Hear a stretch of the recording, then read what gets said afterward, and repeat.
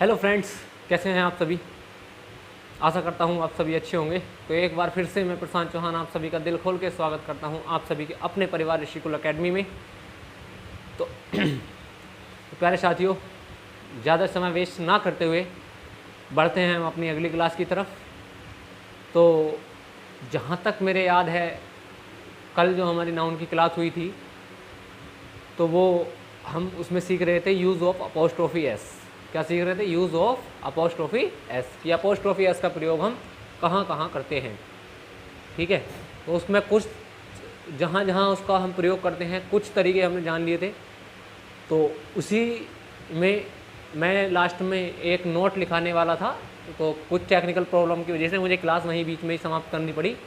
तो वो नोट हमारा ये था कि ये देखिए, मैंने शब्द लिखवाया था, यदि someone, no one, somebody, everybody, everyone, nobody, यदि इस तरीके के हमारे शब्द लिखे जाएं, ठीक, इस तरीके के हमारे शब्द लिखे जाएं और उसके बाद एल्स शब्द का प्रयोग किया जाए।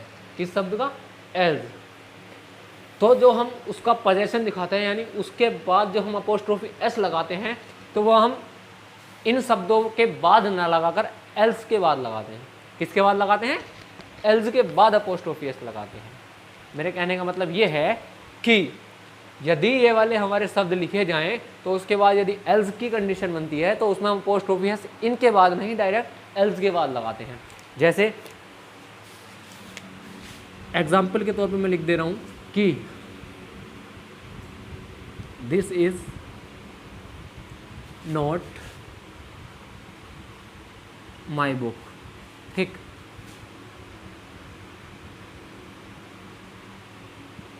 This is someone else. ठीक है भाई, इस तरीके से यदि हमारा समवन के बाद एल्स लिखा जाए तो उसके बाद जो हम अपोस्ट्रोफी एस लगाते हैं वो एल्स में लगाते हैं, ना कि इस शब्द में लगाते हैं। ठीक है, तो यही हमारा जो कॉन्सेप्ट था, यही हम नोट लिखवाने वाले थे। तो आप कृपा करके इस नोट को लिख लीजिए। ठीक, यदि आपने ये लिख लिया हो तो अब बढ़ते हैं हम अपने अगले कॉन्सेप्ट की तरफ। किसकी तरफ? अगले कॉन्सेप्ट की तरफ। अगला कॉन्सेप्ट हमारा क्या बोलता है कि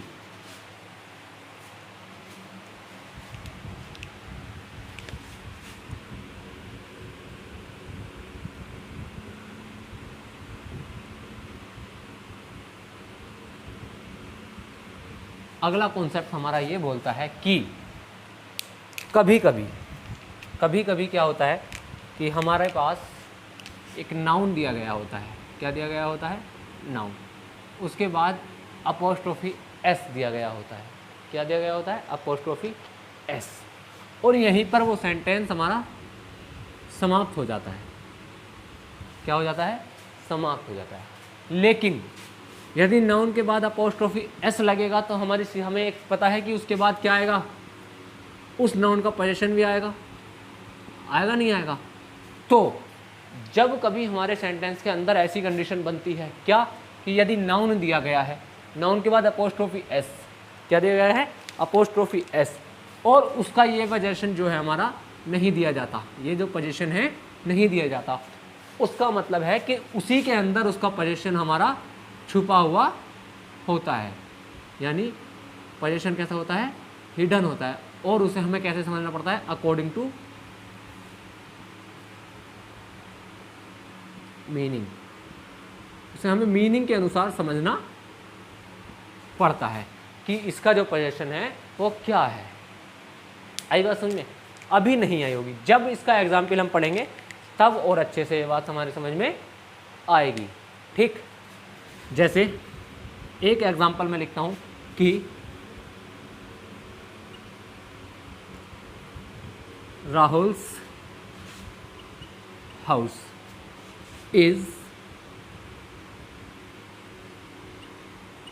bigger than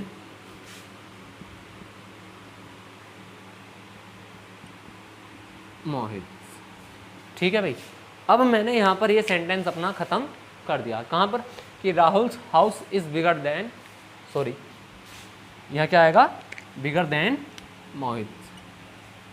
ठीक, अब यहाँ पर हमारा जैसे ये हमारा कॉन्सेप्ट, ये हमारा जो है नाउन है, ठीक, इसके बाद अपोस्ट्रोफी एस है, लेकिन पोजेशन नहीं दिखाया गया। तो इसी के अंदर हमारा क्या छुपा हुआ है कि इसका जो पोजेशन क्या है, इसका मतलब क्या है, मोहित का मतलब है कि मोहित, ये जो है जो पोजीशन हमारा इस नाउन का है, Rahul house is bigger than Mohit, मतलब राहुल का घर जो है मोहित के से बड़ा है। तो मतलब मोहित के से बड़ा है, किस, मोहित के क्या से बड़ा है, मोहित के घर से बड़ा है। राहुल का जो घर है वो मोहित के घर से बड़ा है। इसका मतलब जो है वो है मोहित हाउस। क्या मतलब है इसका, मोहित हाउस। ठीक, तो मैं भी यही बताता, कभी कभी हमारा नाउन दिया जाता है, नाउन के बाद उसका पोजेशन नहीं दिया जाता, वो हमें समझना पड़ता है, वो छुपा हुआ था, वो हमें समझना पड़ता है। ठीक, वी हैव टू अंडरस्टैंड। हम क्या बोल सकते हैं, वी हैव टू अंडरस्टैंड। तो कई बार हमारी ये कंडीशन बन सकती है। ठीक, इस तरीके से हमारी कंडीशन बन सकती है। ठीक, और इसी तरीके से मैं आपको बोलूं एक एग्जांपल और, कि this is not my book, full stop, this is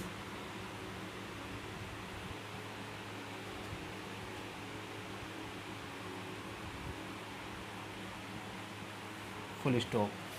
जैसे हमने एक एग्जाम्पल लिखा कि this is not my book, this is पलक्स। इसका मतलब क्या है कि ये जो है मेरी किताब नहीं है, ये किसकी किताब है, पलक की किताब है। इसका मतलब इसके अंदर क्या छुपा है, इसका मतलब क्या है, पलक्स बुक। ठीक है, ये हमने कंप्लीट ना लिख के सिर्फ इतना लिख दिया कि पलक, जैसे यहाँ था this is not my book, यानी जो नाउन हमारा ये था वही नाउन इसके अंदर छुपा हुआ होगा।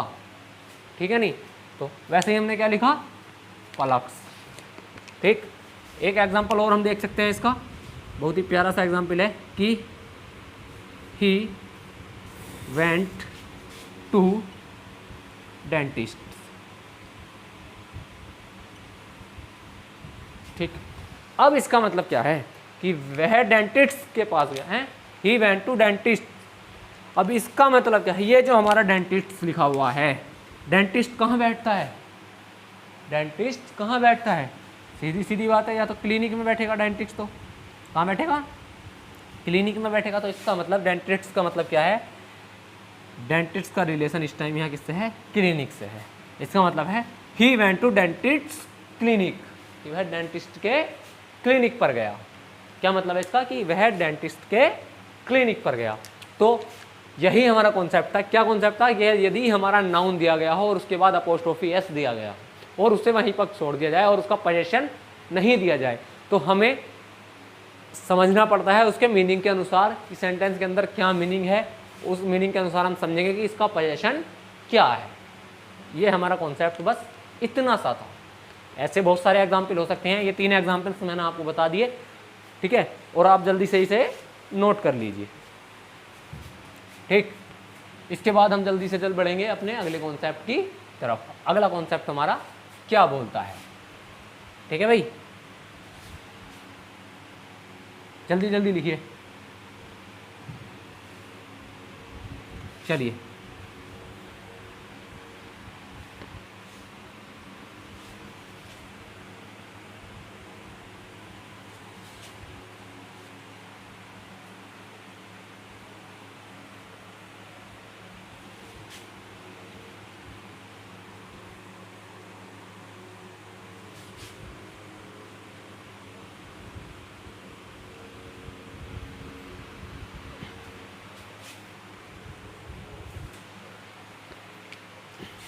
अगला, ठीक है भाई, बढ़ते हैं अब अपने अगले कॉन्सेप्ट की तरफ। अगला कॉन्सेप्ट हमारा क्या था, कॉमन पोजीशन का। कौन सा पोजीशन था, कॉमन पोजीशन।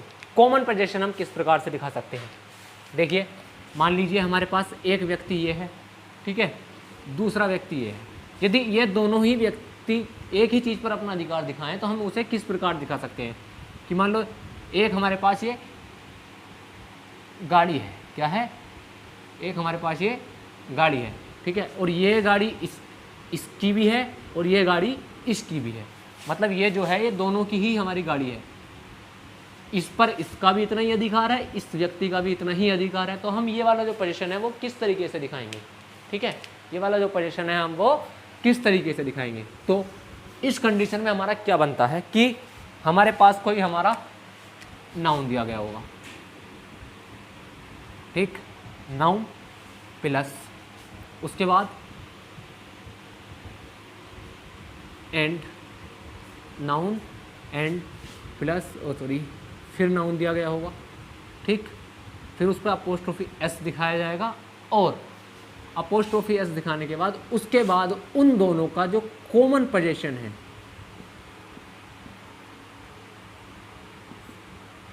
वो दिखाया गया होगा और इस कॉमन पोजीशन के अनुसार फिर क्या आएगी हमारी वर्ब आएगी, ठीक है, जो हमारा कॉमन पोजीशन है उसके बाद हमारी क्या आएगी वर्ब आएगी। जैसे ठीक नाउन हमारा दिया गया है, एंड से जोड़ दिया और नाउन अपोस्ट्रोफी एस, इसके अंदर क्या होता है कि इसी के अंदर जो है हमारा ये जो है अपोस्ट्रोफी एस हाइड होता है। क्या हाइड होता है? हाइड होता है। क्यों? यदि दोनों ही चीज़ों का हमें एक ही वस्तु पर पोजीशन दिखाना हो, अधिकार दिखाना हो, तो हम पहले वाले को छोड़ देते हैं, सिर्फ और सिर्फ दूसरे वाले पर हम अपोस्ट्रोफी एस लगा देते हैं। ठीक है, मान लो इसी का भी और इसका दोनों का एक ही पोजीशन है, जैसे ये है, तो इस वाले के अपोस्ट्रोफी एस हमारा हाइड होता है। हाइड मतलब छुपा हुआ होता है, इसे हम दिखाते नहीं हैं। दूसरी बात, जैसे इतना लिखने के बाद जैसे हमने बोला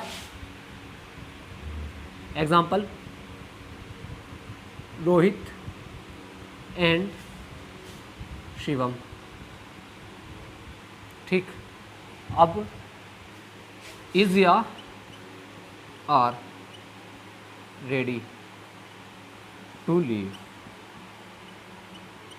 ठीक, कि रोहित और शिवम जो हैं, अब हमें ये बताइए इसके अंदर इज लगाएं या आर लगाएं? रेडी टू लीव, ये दोनों आपस में जुड़े हुए हैं, ये दोनों मिलकर क्या बना रहे हैं? एक अकेला कंपाउंड बना रहे हैं, है ना, दोनों मिलकर क्या बना रहे हैं? कंपाउंड बना रहे हैं। तो ये दोनों आपस में मिले हुए हैं, तो वर्ब भी इनके साथ दोनों के अनुसार आएगी। बिल्कुल आएगी कि रोहित एंड सोहन, रोहित और सोहन जो है दोनों के दोनों, अब एक तो है नहीं, वो दो व्यक्ति हैं, तो इसका मतलब क्या है? इस तो इसके अंदर आएगा नहीं, क्या आएगा? आर रेडी टू लीव, तो ये वाली वर्ब हमारी गलत हो जाएगी। तो रोहित एंड सोहन या Rohit and Shivam are ready to leave, ठीक। दूसरी बात, ठीक है, क्यों? अच्छा, इसमें आर क्यों लगाया?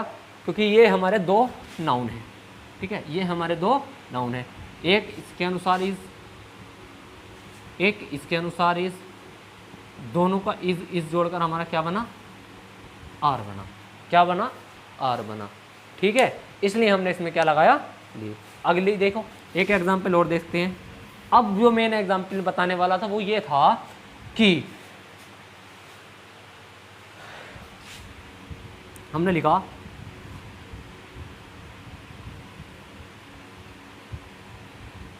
शिवम एंड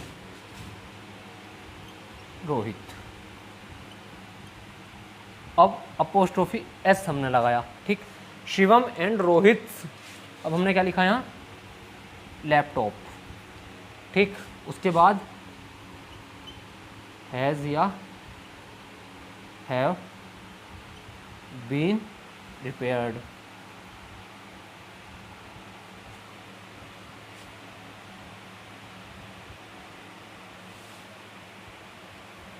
ये हमने लिख दिया। अब आप लोग बताइए कि यहाँ हैज़ लगाना सही होगा या हैव लगाना सही होगा? दोनों का पोजीशन कॉमन है, हाँ बिल्कुल सही बात है। बात किसकी चल रही है? लैपटॉप की चल रही है। किसके लैपटॉप की चल रही है? हमें ये बताना है कि बात जो कर रही है वो किसके लैपटॉप की चल रही है। मेन ये है हमारा शिवम, ठीक, शिवम एंड रोहित, ये हमारा नाउन है, ठीक है, ये हमारा नाउन है, बिल्कुल सही बात, ये हमारा नाउन है, ये हमारा नाउन है। लेकिन इस सेंटेंस का मेन नाउन क्या है? मेन नाउन हमारा क्या है इस सेंटेंस का? ये जो लैपटॉप है हमारा, ये क्या है? मेन नाउन है। क्या है? मेन नाउन है, यानी मेन जो नाउन है, मेन ये है। बात किसकी चल रही है? इसी नाउन की बात चल रही है। किसकी बात चल रही है? इसी नाउन की बात चल रही है। Shivam and Rohit laptop, Shivam and Rohit मतलब शिवम और रोहित का लैपटॉप। बात, मेन बात किसकी है सेंटेंस के अंदर? इस लैपटॉप की है। किसकी बात है? इस लैपटॉप की है। तो वर्ब जो आएगी किसके अनुसार आएगी? जिस चीज की बात चले, जो सेंटेंस का मेन नाउन होगा, वर्ब उसके अनुसार आएगी। तो इसके अनुसार क्या आएगा? यहाँ हैज के स्थान पर क्या आएगा? हैज आएगा। इसके अनुसार क्या आएगा? हैज आएगा। इसका मतलब है Shivam and Rohit laptop has repaired, मतलब शिवम और रोहित का लैपटॉप जो है वो सुधर चुका है। हैज रिपेयर्ड का मतलब है सुधर चुका है, उसकी मरम्मत हो चुकी है। तो यदि इस तरीके से हमारा यदि नाउन एंड नाउन दिया गया हो, उसके बाद अपोस्ट्रोफी एस दिया गया हो, तो ये वाला हमारा कॉमन पोजीशन जो है, ये क्या बन जाता है? हमारा मेन नाउन सेंटेंस का। ये क्या होता है? मेन नाउन होता है सेंटेंस का। और वर्ब जो आती है वो इसके अनुसार ही आती है। किसके अनुसार आती है? ये जो हमारा मेन नाउन है। ठीक, आई बात समझ में? ठीक। अब शिवम एंड रोहित, अब एक चीज और देखिए, ये मैंने बताया, अब इधर ही मैंने एक सेम सेंटेंस लिखा। क्या लिखा? कि Shivam and Rohit laptops has या हैव रिपेयर्ड। अब आप लोग हमें ये बताइए कि यहाँ हमने जो लिखा है कि शिवम एंड रोहित, यानी इसका लैपटॉप्स, अब मेन नाउन हमारा क्या है? ये कॉमन पोजीशन, यानी मेन नाउन हमारा क्या है? लैपटॉप्स। अब जब ये लैपटॉप है, क्या है? लैपटॉप्स है, तो इसका मतलब क्या हुआ? एक लैपटॉप की बात तो है नहीं, इसमें बहुत सारे लैपटॉप आ रहे हैं, मतलब ये वर्ब नाउन हमारा कैसा है? प्लूरल है। जब ये नाउन प्लूरल है तो इस कंडीशन में हमारी ये वाली वर्ब ठीक होगी, ये वाली वर्ब गलत हो जाएगी। ठीक है, आई बात समझ में? क्या बात समझ में आई? कि यदि हमारी कंडीशन बने कॉमन पोजीशन वाली कि noun and noun apostrophe S plus common position लिखा है, तो वर्ब जो आती है वो इस कॉमन पोजीशन के अनुसार आती है। किसके अनुसार आती है? इस कॉमन पोजीशन के अनुसार हमारी वर्ब आती है। ठीक है भाई, आई बात समझ में या नहीं आई? आ जानी चाहिए।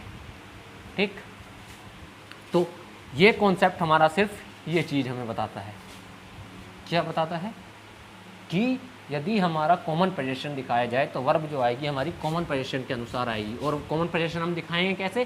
पहले वाले नाउन के बाद अपोस्ट्रोफी एस ना लगाकर दूसरे वाले के बाद हम अपोस्ट्रोफी एस लगा देते हैं।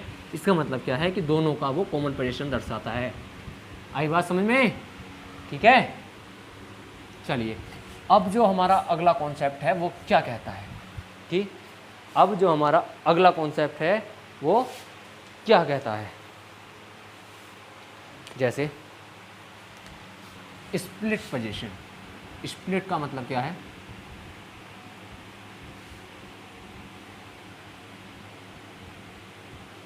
स्प्लिट पोजीशन का मतलब है कि यदि दो व्यक्तियों का हम अलग अलग पोजीशन दिखाएं, यदि दो व्यक्तियों का हम अलग अलग पोजीशन दिखाएं, मान लो क्या, तब हमें क्या दिखाना पड़ेगा?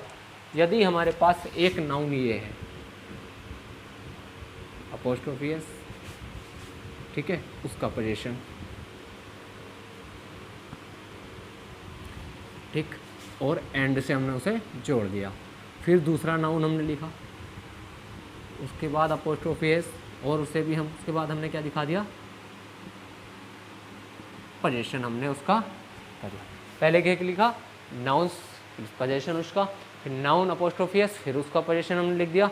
ठीक, अब उसके बाद ऐसा भी हो सकता है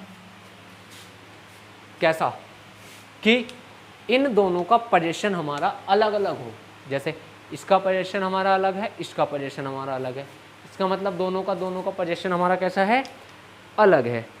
ठीक, कैसा है, अलग है। तो अच्छा, दूसरी बात, कंडीशन ये भी बन सकती है कि यदि इस नाउन का पोजीशन और इस नाउन का पोजीशन हो तो अलग अलग, लेकिन हो एक ही पोजीशन, हो तो अलग अलग लेकिन हो एक ही पोजीशन। अच्छा, ऐसे छोड़िए, हम इसके एग्जाम्पल से सीखते हैं तो हमारे ज़्यादा अच्छा समझ में आएगा। किससे सीखते हैं, एग्जाम्पल। जैसे मैंने लिखा एग्जाम्पल, देखिए क्या लिखा कि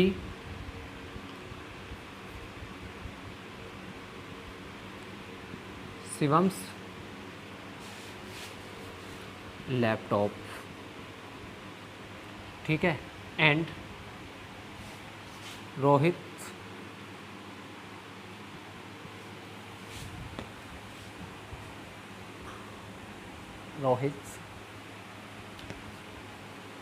टैबलेट, ठीक, हैज़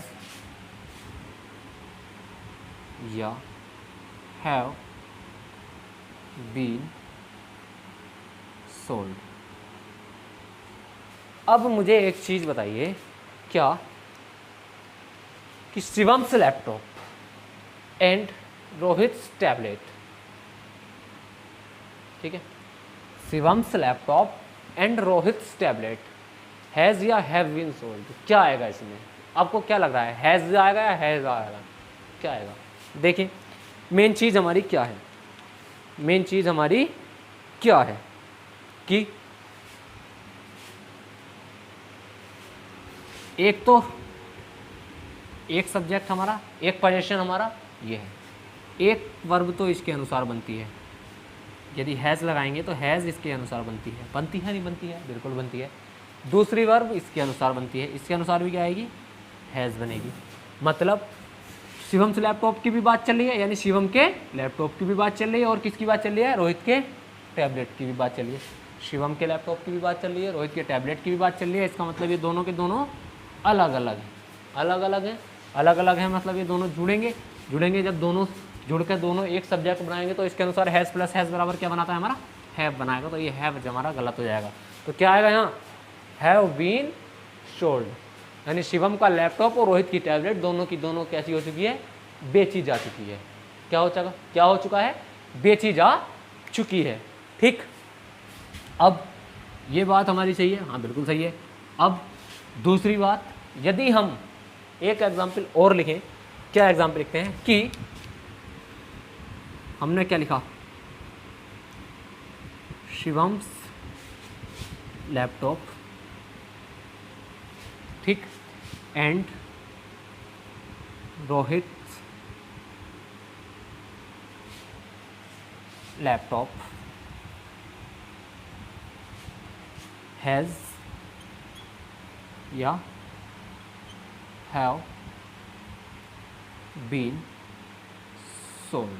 अब आप ये बताइए, अब बताइए कि इसके अंदर हम क्या लगाएंगे, अब बताइए इसके अंदर हम क्या लगाएंगे। भाई क्या बताया था, देखिए शिवम्स लैपटॉप हमने अलग अलग दर्शाया है, मतलब एक लैपटॉप हमारा ये है, एक लैपटॉप हमारा ये है, इसका मतलब ये है, और एक लैपटॉप हमारा ये है, यानी फर्स्ट और सेकंड। हमारे पास कितने लैपटॉप हैं, एक लैपटॉप ये है, एक लैपटॉप ये है, यानी इसका मतलब टोटल हमारे पास कितने लैपटॉप हैं, 2 लैपटॉप हैं। टोटल हमारे पास कितने लैपटॉप हैं, 2। यदि एक होता तो हम यहाँ से क्या लगा हटा देते, शिवम नहीं, अपोस्ट्रोफी एस हटाते और लैपटॉप हटा देते, फिर क्या लिखते, शिवम एंड रोहित लैपटॉप। इसका मतलब क्या था कि शिवम का और रोहित का दोनों का एक ही लैपटॉप है। इसका मतलब क्या था कि शिवम का और रोहित का दोनों का एक ही लैपटॉप है। लेकिन अब शिवम्स लैपटॉप मतलब शिवम का लैपटॉप अलग है एंड रोहित लैपटॉप, मतलब रोहित का लैपटॉप अलग है, मतलब एक लैपटॉप हमारा ये है, एक लैपटॉप हमारा ये है, कुल मिलाकर हमारे पास टोटल कितने लैपटॉप हैं? 2 लैपटॉप हैं। कितने लैपटॉप हैं? 2 लैपटॉप हैं। इसका मतलब ये जो वर्ब आएगी तो हमारी प्लूरल आएगी। कैसी आएगी? प्लूरल आएगी। प्लूरल का मतलब क्या है? तो क्या आएगा इसमें हैज के स्थान पर? Have been sold. क्या आएगा? Have been sold.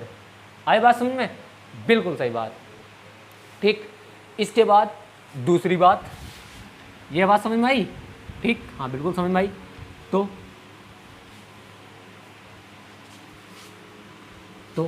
अब देखिए क्या बात समझ में आई। यदि इसका पोजीशन अलग हो, इसका पोजीशन अलग हो, दोनों का पोजीशन हमारा अलग अलग दिखाया गया हो, कैसा दिखाया गया हो? अलग अलग दिखाया गया हो, तो इस कंडीशन में हमेशा क्या रहता है? फिक्स्ड रहती है। क्या? वर्ब। Fixed plural verb. हमेशा कैसी वर्ब आएगी? प्लूरल वर्ब आएगी। क्या आएगी? प्लूरल वर्ब आएगी। क्यों? क्योंकि एक तो इसका भी पक्का रहने वाला है और एक इसका भी पक्का रहने वाला है, मतलब दोनों का ही पक्का रहने वाला। अब एक चीज़ देखिए, एग्जाम्पल और लिखते हैं। अब मैंने क्या लिखा? Shivam laptops, Shivam's laptops. ठीक, एंड दूसरी कंडीशन रोहित लैपटॉप। अब देखना मेरी बात, अब फिर से बताना, हैज़ या हैव बीन सोल्ड। ठीक, अब बताइए, देखिए मैंने क्या लिखा है? शिवम्स लैपटॉप, लैपटॉप्स लिखा है, मतलब मिनिमम 2 लैपटॉप तो होंगे ही होंगे, क्योंकि यदि एक लैपटॉप होता तो हम एक बार एस नहीं लगाते, एक लैपटॉप लिखते। तो इसका मतलब लैपटॉप्स का मतलब क्या है? मिनिमम 2 लैपटॉप तो इसके पास हैं। 2 से ज़्यादा भी हो सकते हैं, हमें उससे कोई फर्क नहीं पड़ता, लेकिन हमें इतना पता है कि मिनिमम 2 है। क्यों? क्योंकि इसमें एस लगाया हमने है। उसके बाद एक लैपटॉप रोहित के पास भी है, क्योंकि हमने रोहित में एक लगाया है ना, तो एक लैपटॉप रोहित के पास भी है। तो दोनों मिला के कितने हो गए? 2 + 1 दोनों मिलकर कितने लैपटॉप हुए हमारे पास? टोटल 3। मतलब प्लूरल संख्या आ रही है। जब प्लूरल आ रही है तो इसके अनुसार भी क्या आएगा? यहाँ हैव आएगा या हैज़ आएगा? हैव आएगा, सीधी सीधी बात है। मतलब Shivam's laptops and Rohit laptops have been sold, यानी शिवम के लैपटॉप और रोहित के लैपटॉप सब बेचे जा चुके हैं। मतलब अब एक लैपटॉप तो बेच नहीं रहे हम, इसका मतलब शिवम के भी हो गए और रोहित के भी हो गए, है ना? कंडीशन ठीक। अब दूसरी सिचुएशन हमारी क्या बन सकती है? ये ठीक है। दूसरी बात, अब हमारे पास क्या बना कि शिवम लैपटॉप, अब हमने क्या लिखा? शिवम का लैपटॉप एंड रोहित। अब हमने यहाँ क्या लिखा? रोहित लैपटॉप्स। अब हमने फिर यहाँ हैज़ लगाया, हैज़ या हैव बीन सोल्ड। अगली कंडीशन हमने ये बना दी। क्या बना दी? तो देखिए, अब शिवम्स लैपटॉप मतलब मिनिमम एक लैपटॉप, मिनिमम नहीं एक तो है ही, क्योंकि एक लैपटॉप अलग अलग दिखाया है। अब रोहित लैपटॉप्स का मतलब है कि यहाँ पर मिनिमम 2 लैपटॉप तो होंगे ही होंगे नहीं होंगे? मिनिमम 2 लैपटॉप तो होंगे। इस सेंटेंस में क्या था कि शिवम के पास कम से कम 2 लैपटॉप थे। इस सेंटेंस के अंदर क्या है? रोहित के पास कम से कम 2 लैपटॉप हैं। ज़्यादा से ज़्यादा कितने भी हो सकते हैं। एस का मतलब तो प्लूरल फॉर्म में है, कितने भी हमारे पास लैपटॉप हो सकते हैं। 1 और 2 मिलाकर कितने हो गए हमारे? Minimum 3 laptop. ठीक है, मिनिमम 3। इसका मतलब इसके साथ भी क्या आएगा? हैज़ के साथ नहीं आएगा, क्या आएगा? हैव आएगा। क्या आएगा? हैव आएगा। ठीक, दूसरी। ठीक, अब कंडीशन क्या बनती है? इस तरीके से तो हमारा दिया गया होता है। ठीक, अब बात करते हैं कि दोनों के पास हमारे अलग अलग दिखा दिया गया कि आई बात समझ में? दूसरी बात, कई बार हमारे साथ क्या होता है? कई बार सिचुएशन हमारी क्या बन जाती है कि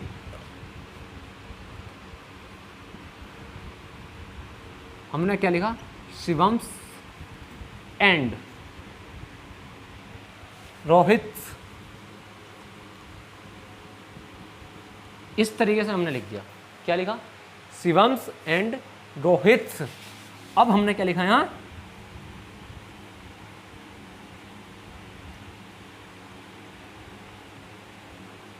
लैपटॉप। ठीक है भाई, क्या लिखा? Laptop. Shivam's and Rohit laptop. अब आप लोग ये बताना, हैज़ या हैव बीन वॉस्ड सोल्ड। अब आप लोग बताइए, अब मैंने क्या लिखा? Shivam's and Rohit's laptop have been sold. इस कंडीशन में हमारी कौन सी वर्ब आ सकती है, हैज या हैव? बताइए क्या आ सकती है भाई? देखिए इसका मतलब क्या है, शिवम अपोस्ट्रोफी एस का मतलब क्या है? शिवम का लैपटॉप। मैंने क्या बताया था? स्प्लिट पोजीशन का मतलब, अलग अलग पोजीशन का मतलब, यदि दोनों के बाद अपोस्ट्रोफी एस लगा हुआ है, इस वाले नाउन के पास अपोस्ट्रोफी एस लगा हुआ है, मतलब इसके पास भी कोई ना कोई नाउन है, इसके पास भी कोई ना कोई पोजीशन है। कॉमन पोजीशन में क्या होता था, यदि हमें दोनों का एक ही पोजीशन दिखाना होता था कि दोनों के पास एक ही पोजीशन है, दोनों का अधिकार एक ही चीज पर है, दोनों का अधिकार एक ही चीज पर है, तो हम ये वाला अपोस्ट्रोफी एस हटा देते थे। सिर्फ और सिर्फ कहाँ लगाते थे? सेकंड वाले नाउन पर हम अपोस्ट्रोफी एस लगाते थे। लेकिन इसका यहाँ भी हमने क्या लगाया है? अपोस्ट्रोफी एस लगाया है। इसका मतलब इसका पोजीशन अलग है, इसका पोजीशन अलग है। क्या है? इसका पोजीशन अलग है और इसका पोजीशन हमारा अलग है।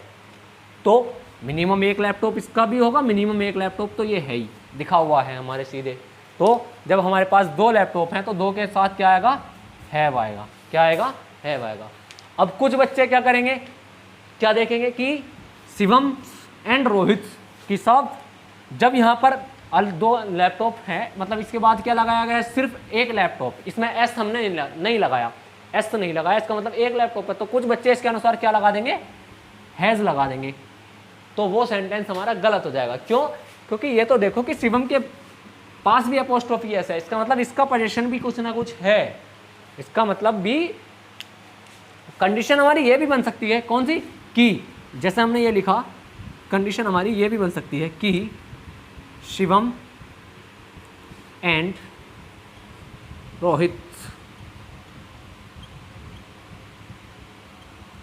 लैपटॉप्स। अब तो हमें सीधा सीधा पता है हैज़ या हैव। अब बताइए, अब तो आप सीधा सीधा बता दोगे कि बीन सोल्ड। अब यदि मैं पूछूं कि अब कौन सी वर्ब आएगी, अब तो सारे बच्चे आंख मीच के बता देंगे कि साहब हैव आएगी। क्यों हैव क्यों आएगी? क्योंकि यह लैपटॉप्स है, एस लगा हुआ है, प्लूरल है, मेन नाउन हमारा कैसा है? प्लूरल है। तो मेरे मुन्ना यहाँ भी तो प्लूरल ही था। क्यों? यहाँ दिखाया नहीं है। क्यों नहीं दिखाया? क्योंकि यहाँ ये दिखा दिया कि शिवम्स एंड रोहित लैपटॉप, मतलब शिवम का लैपटॉप अलग है, रोहित का लैपटॉप अलग है, दोनों मिलाकर कम से कम दो लैपटॉप हमारे होंगे। जब दो लैपटॉप हमारे पास होंगे तो इस कंडीशन में वर्ब भी हमारी कैसी आएगी?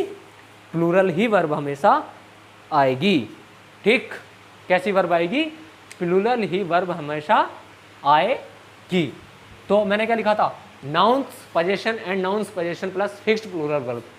कभी क्या दिया गया होता है? एक जो अभी नोट मैंने बताया था कि यदि नाउन दिया गया हो और नाउन के बाद अपोस्ट्रोफी एस दिया गया हो, पोजीशन ना दिया गया हो, और एंड दिया गया हो, एंड के बाद फिर नाउन दिया गया हो और अपोस्ट्रोफी एस दिया गया हो और उसका पोजीशन हमारा दिया गया हो, तो इस कंडीशन में भी हमारी क्या आएगी? प्लूरल ही वर्ब हमेशा आएगी। क्यों? क्योंकि इसका मतलब ये है कि इसका पोजीशन और इसका पोजीशन दोनों का अलग अलग हमारा पोजीशन है। ये अपना पोजीशन अलग दिखाएगा, ये अपना पोजीशन अलग दिखाएगा। तो दोनों ही सिचुएशन हमारी ये बन सकती है। कहाँ पर? स्प्लिट पोजीशन में, मतलब एक पोजीशन ये, एक पोजीशन ये, दोनों का अलग अलग पोजीशन है। कॉमन पोजीशन का क्या मतलब बताया था? कॉमन पोजीशन का मतलब ये था कि यहाँ से हम अपोस्ट्रोफी एस हटा देंगे और अपोस्ट्रोफी एस कहाँ लगेगा? सिर्फ और सिर्फ बाद वाले में। इसका मतलब क्या है कि दोनों का एक ही पोजीशन है, दोनों का अधिकार एक ही वस्तु पर है। क्या है? कि दोनों का अधिकार एक ही वस्तु पर है। ठीक, आई बात समझ में? आई नहीं? बिल्कुल आई होगी, बिल्कुल आई होगी, नहीं आई होगी? बिल्कुल आई होगी साहब। अब कॉमन पोजीशन हमने पढ़ा, स्प्लिट पोजीशन हमने पढ़ा। क्या पढ़ा? कॉमन पोजीशन हमने पढ़ा, स्प्लिट पोजीशन हमने पढ़ा, यानी दोनों का एक ही चीज पर अधिकार, दोनों का अलग अलग वस्तुओं पर अधिकार। ठीक, अब कंडीशन हमारी क्या बन सकती है? अब कंडीशन हमारी ये बनेगी कि अब हम जो है कॉमन पोजीशन जो है हमारा क्या है, common position and versus sorry common position versus split position.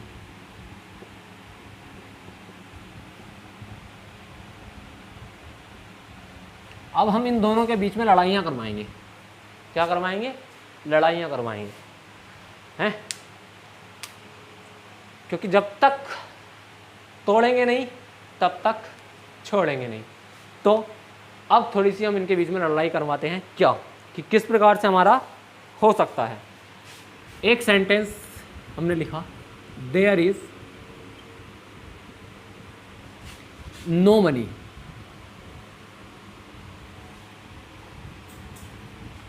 there is no money in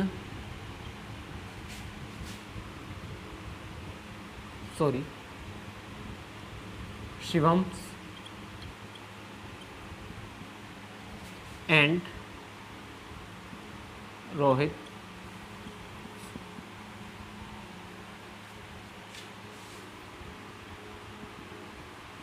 joint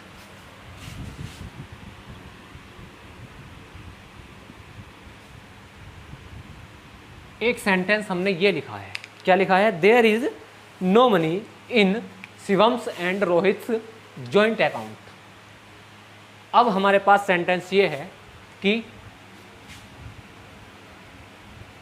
A part हमारा ये है, बी पार्ट हमारा ये है, सी पार्ट हमारा ये है, और सॉरी कंडीशन हमारी ये है, सी पार्ट हमारा ये है, और एक बाद में हमने इसमें क्या लिख दिया? डी पार्ट हमारा नो एरर। अब आप लोग हमसे ये बताइए कि क्या इस सेंटेंस के अंदर कोई इम्प्रूवमेंट हमें करना पड़ेगा या नहीं? बताइए, इस सेंटेंस के अंदर क्या हमें कोई इम्प्रूवमेंट करना पड़ेगा या नहीं? क्या ये सेंटेंस सही है? यदि ये सही है तो इसका मतलब हमारा कौन सा ऑप्शन सही है? डी वाला सही है, नो एरर। यदि एरर है तो हमें ये बताइए कि कौन से पार्ट में इसका एरर हमारा हो सकता है, बताइए। जिसने अभी जो कॉन्सेप्ट पढ़ाया वो बड़े आसानी के साथ ये बता सकता है कि इसके अंदर एरर है या नहीं। सेंटेंस को देखिए और बताइए, बता सकते हो? क्यों भाई, बता सकते हो या नहीं? नहीं तो देखिए हम बताते हैं, सीधे सीधे पकड़िए। सेंटेंस के अंदर एक चीज पकड़िए, क्या लिखा हुआ है? साफ साफ शब्दों में लिखा हुआ है कि जॉइंट अकाउंट। क्या लिखा हुआ है? Joint account. इसका मतलब सीधी सीधी बात यह है, जॉइंट अकाउंट का मतलब क्या है कि शिवम और रोहित व्यक्ति भले ही दो हैं, व्यक्ति भले ही दो हैं, लेकिन इनका अकाउंट जॉइंट है। तो मतलब दोनों की बात क्या है कि दोनों के पास एक ही अकाउंट है। कैसा है? एक ही अकाउंट है। इसका मतलब जब दोनों के पास एक ही अकाउंट है, तो मैंने क्या बताया था, जब हम कॉमन पोजीशन दिखाते हैं तो पहले वाले के पास अपोस्ट्रोफी एस नहीं लगाते। यानी ये जो हमने अपोस्ट्रोफी एस यहाँ लगाया है, ये यहाँ अपोस्ट्रोफी एस नहीं आएगा, ये वाला अपोस्ट्रोफी एस यहाँ नहीं आएगा। सिर्फ क्या आएगा? There is no money in, there is no money in Shivam and Rohit joint account. मतलब शिवम और रोहित के जॉइंट खाते में कोई रुपया नहीं है। ठीक, अब कंडीशन हमारी दूसरी क्या बन सकती है? दूसरी कंडीशन हमारी ये बनेगी कि अब मैं सेम यही सेंटेंस लिखता हूं,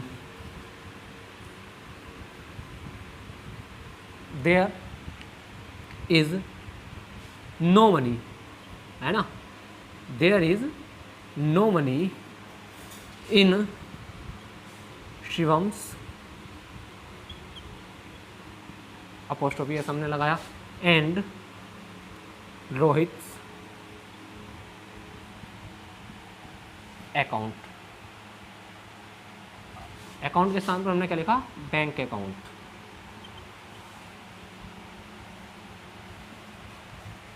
अब हमारा सेंटेंस बताइए, अब हमारा सेंटेंस बताइए क्या सही है।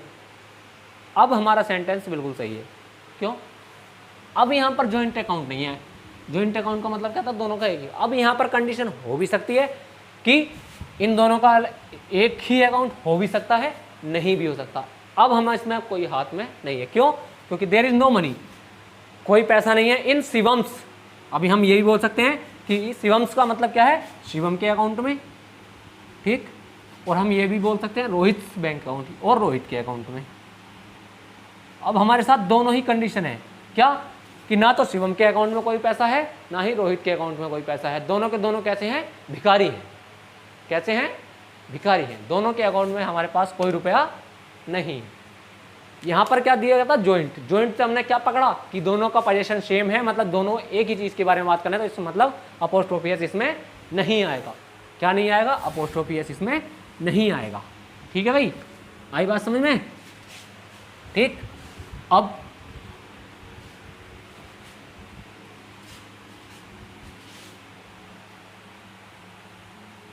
अगली चीज हम क्या लिखते हैं, अगली चीज हमारा अगला एग्जाम्पल हम क्या लिखते हैं, देखिए कमल एंड राहुल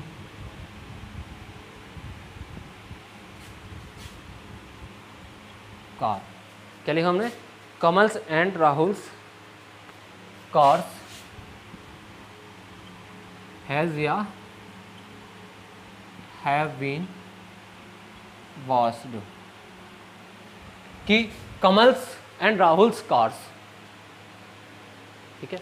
कमल की कार अलग है, राहुल्स की कार अलग है, दोनों मिलकर बहुत सारी कार बनानी है। इसका मतलब हैज या हैव, तो क्या आएगा, हैव बीन वॉश्ड। अब दूसरी बात, यदि सेंटेंस के अंदर हमने क्या लिखा, एक सेंटेंस हमने क्या लिखा कि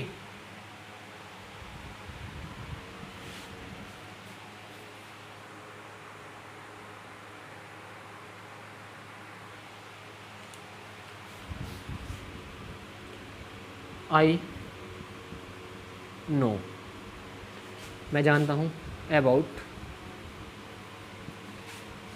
शिवम्स एंड रोहित वाइफ।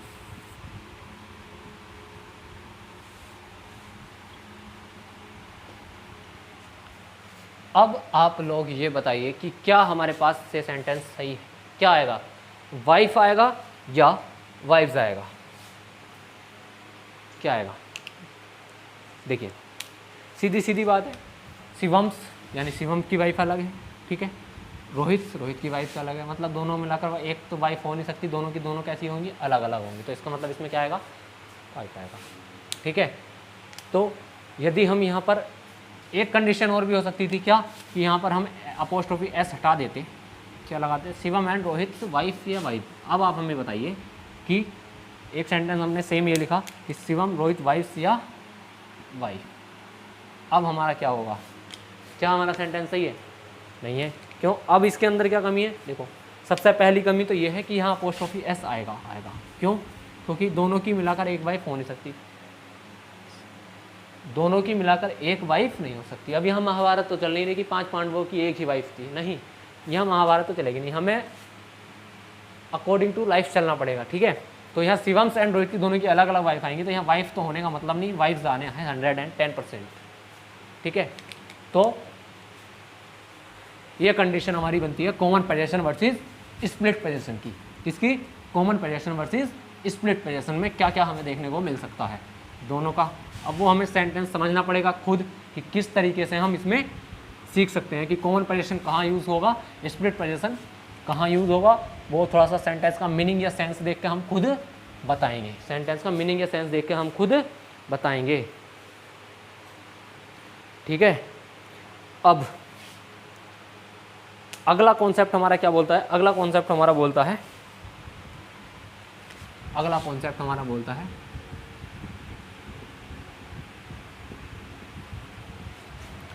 अगला कॉन्सेप्ट हमारा क्या बोलता है,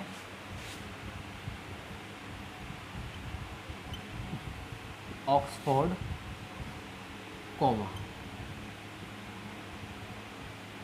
अगला कॉन्सेप्ट हमारा क्या बोलता है, ऑक्सफोर्ड कोमा, जिसे नॉर्मली हम कोमा बोल देते हैं, जिसे हम नॉर्मली क्या बोल देते हैं, कोमा बोल देते हैं, जैसा ये है। इसका यूज़ हम क्या करते हैं, कहाँ करते हैं, जैसे अभी मैंने एक एग्जांपल लिखा कि राम एंड अर्जुन हैज़ या हैव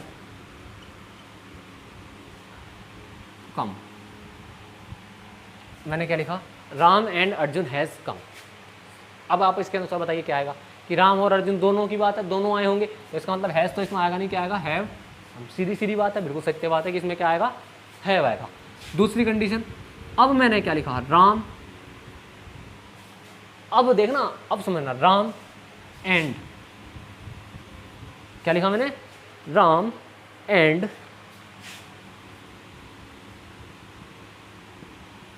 साहिल्स वाइफ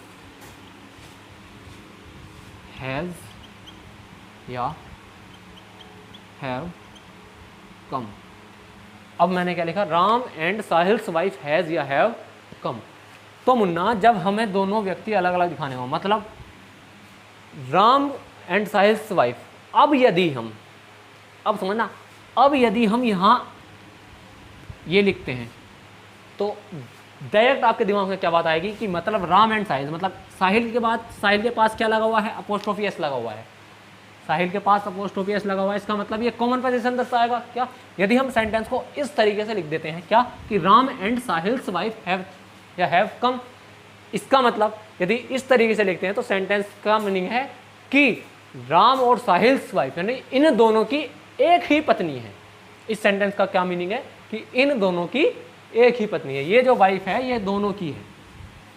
इस टाइम पे इस सेंटेंस का मीनिंग ये है कि राम एंड साहिल्स वाइफ, ये हमारा क्या दर्शा रहा है, हमारा कॉमन पोजीशन दर्शा रहा है, क्योंकि पहले नाउन, दूसरा नाउन, दूसरे नाउन के बाद अपोस्ट्रोफी एस लगा हुआ है, उसके बाद फिर मेन नाउन। मेन नाउन क्या है, वाइफ है ना। ऐसा तो हो नहीं सकता कि दोनों की एक पत्नी है। इस कंडीशन में यदि ऐसा सिचुएशन हमारी बनती है तो हम किसका प्रयोग करते हैं, रेज्ड कोमा का प्रयोग करते हैं। क्यों, इसे और इसे अलग अलग करने के लिए किसका प्रयोग करते हैं, रेज्ड कोमा। अब यहाँ पर रेज्ड कोमा हमने लगा दिया कि Ram Ram comma and Sahil's wife. अब यहाँ पर राम अलग है और साहिल्स वाइफ, मतलब एक तो राम आया और दूसरा व्यक्ति कौन आया, साहिल्स की और साहिल की पत्नी। अब आप डायरेक्ट बता सकते हैं कि इसके साथ क्या आएगा, हैव आएगा, हैज नहीं आएगा। क्यों, क्योंकि आने वाले कौन कौन है, एक तो राम है और एक साहिल्स की वाइफ, और एक साहिल की क्या है, पत्नी है। क्या है, साहिल की पत्नी है। अब अकेला राम नहीं है, राम और साहिल्स वाइफ, ठीक है नहीं। ठीक, अब दूसरी, ऐसा भी हो सकता है यदि हमें दिखाना हो तो हमें कैसे दिखाना पड़ेगा कि शिवम्स एंड रोहित। अब हम क्या लगाएंगे यहाँ, वाइफ या वाइब्स, हैज या हैव कम, है ना भाई। अब आप डायरेक्ट बता देंगे कि यहाँ सब शिवम की पत्नी अलग है, रोहित की पत्नी अलग है, तो इसका मतलब वाइफ तो आएगा नहीं, इसमें क्या आएगा, वाइफ आएगा, और हैज तो आएगा नहीं, क्या आएगा, हैव आएगा, है। अब आप बता सकते हैं, ठीक है नहीं। तो पहली condition, Ram and Arjun have come, दोनों अलग अलग थे, आए। राम एंड साहिल्स वाइफ, यदि हम यहाँ कॉमन नहीं लगाते इसका मतलब दोनों की वाइफ एक है, इसका मतलब दोनों की वाइफ एक है। अब ऐसे ही मैंने यहाँ एक सेंटेंस लिख दे रहा हूँ, देखो इस सेंटेंस से आपको अच्छा समझ में आएगा कि मैंने क्या लिखा, Ram and Shivam, Shivam's apostrophe S, और हमने क्या लिखा, कार हैज या हैव, राम या शिवम्स कार हैज या हैव बीन वॉश्ड। अब यहाँ देखिए क्या लिखा हमने, Ram and Shivam's car has या हैव बीन वॉश्ड, धोई जा चुकी है। अब यहाँ पर ये सेंटेंस के साथ क्या आ सकता है, यहाँ हैज़ भी आ सकता है, नहीं हैज़ ही आएगा। क्यों? क्योंकि राम एंड शिवम्स कार, मतलब राम और शिवम की दोनों की एक ही कार है। कैसा पता चला कि पहला नाउन हमारा दिया गया, दूसरा नाउन हमारा दिया गया, लेकिन दूसरे वाले के पास अपोस्ट्रोफी एस है। इसका मतलब क्या हुआ कि इसका पोजीशन और इसका पोजीशन दोनों का एक ही पोजीशन है, वो क्या है, एक कार।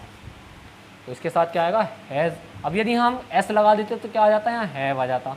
यदि हम यहाँ एस लगा देते कार में तो क्या आ जाता है, यहाँ हैव आ जाता। इस कंडीशन में हम किसका प्रयोग करते हैं, ऑक्सफोर्ड कोमा का प्रयोग। मैंने बताया कहाँ होता है, जब हमारा दो पोजीशन हमें अलग अलग दिखाने हों। ठीक है, जब हमें दो पोजीशन अलग अलग दिखाने हो, उस कंडीशन में हम इसका प्रयोग करते हैं। ठीक है भाई। अब ऑक्सफोर्ड कोमा हो गया। अब ऑक्सफोर्ड कोमा के बाद हमारा बचता अगला कॉन्सेप्ट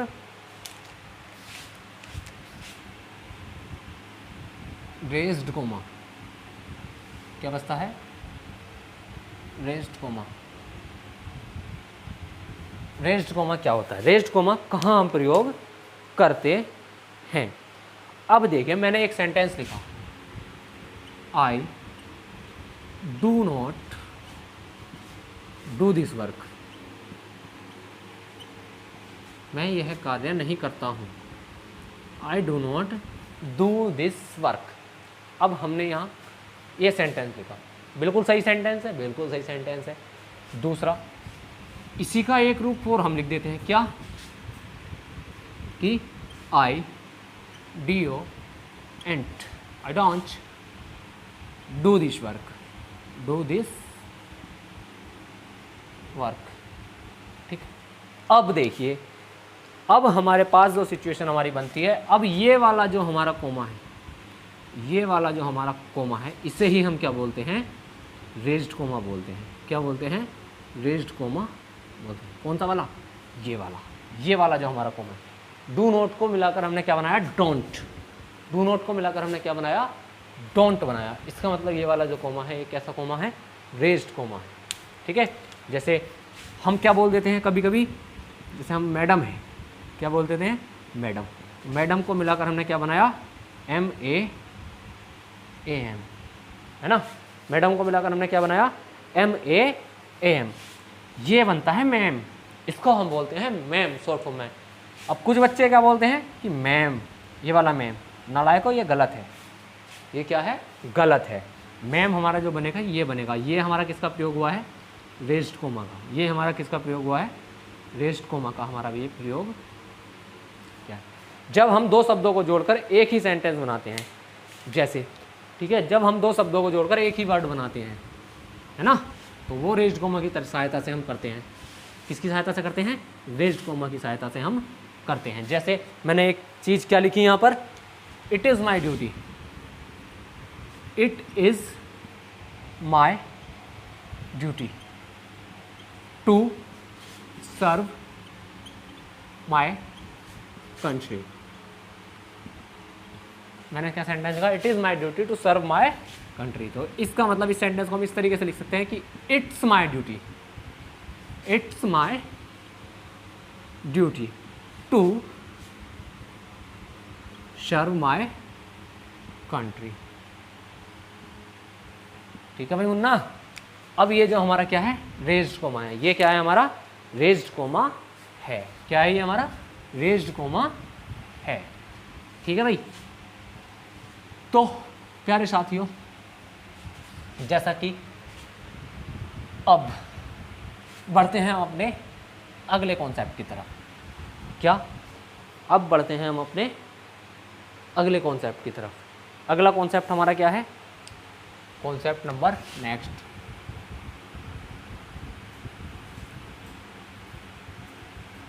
अगला कॉन्सेप्ट हमारा क्या है,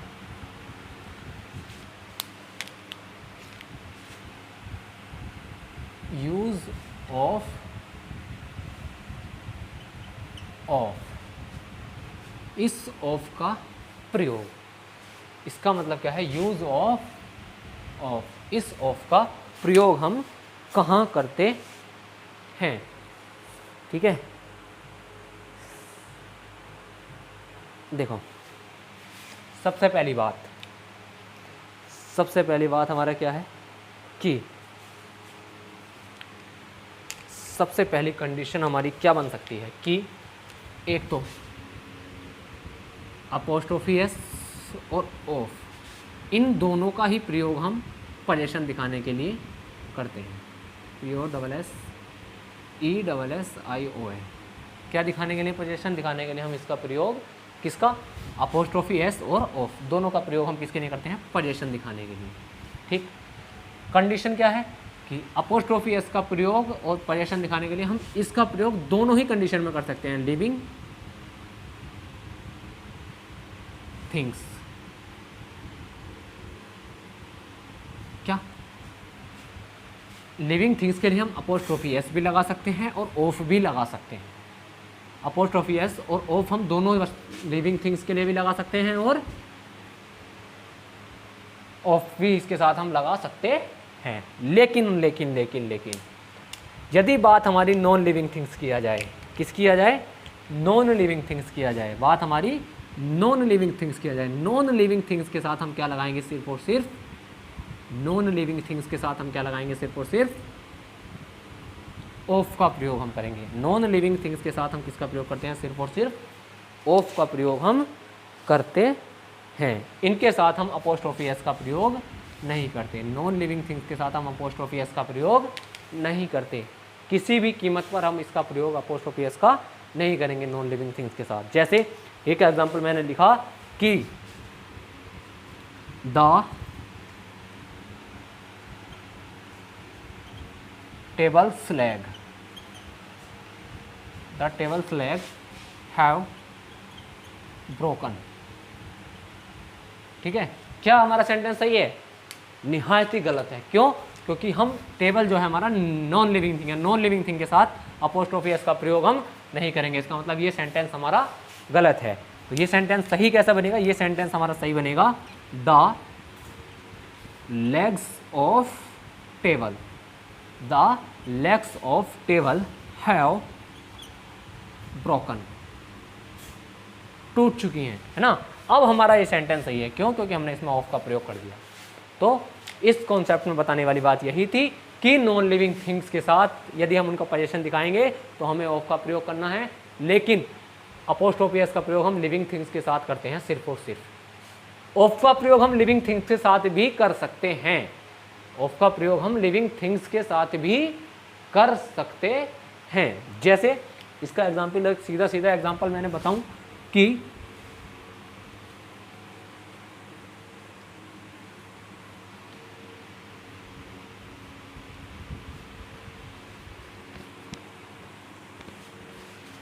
क्या कंडीशन हमारी ये भी बन सकती है, रोहित लैपटॉप, ये भी हमारा सही है, और द लैपटॉप ऑफ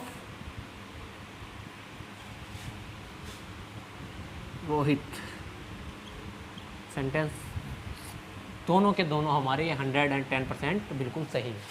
यहाँ हम ऑफ भी लगा सकते हैं, अपोस्ट्रोफी एस भी लगा सकते हैं, लेकिन टेबल स्लैग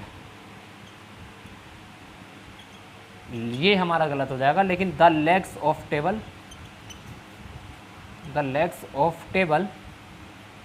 ये हमारा 110% बिल्कुल सही है, ये हमारा गलत हो जाएगा।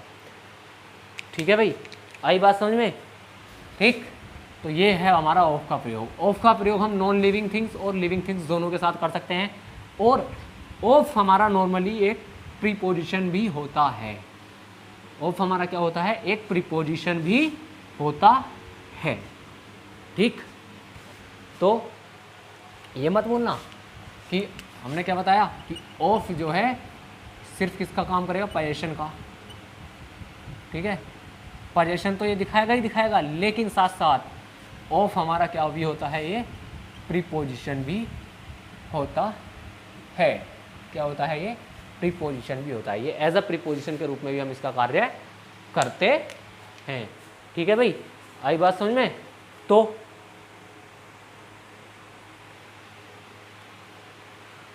ठीक, इसे हम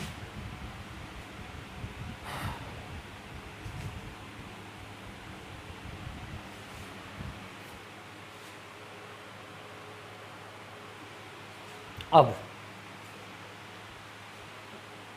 चलिए भाई, यहाँ तक हमने कर रहे थे, तो आज की क्लास को हम रखते हैं सिर्फ यहीं तक। बाकी हम कहाँ मिलते हैं?